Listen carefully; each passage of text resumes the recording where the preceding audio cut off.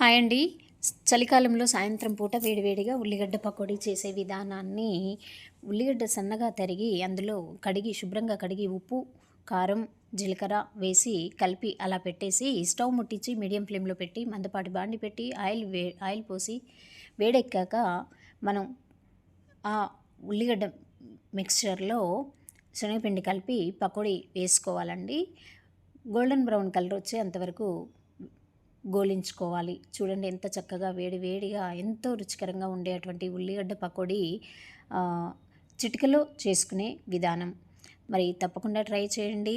చిన్న పిల్లల నుండి పెద్దవాళ్ళ వరకు కూడా దీన్ని చాలా ఇష్టపడుతూ ఉంటారు. అందులోకి 2 పచ్చిమిర్చి మధ్యలోకి చీల్చి గోలించి ఉప్పు రాసి అందులో పకోడీతో పాటు కొరుక్కోవడానికి యూజ్ చేసుకోవచ్చండి.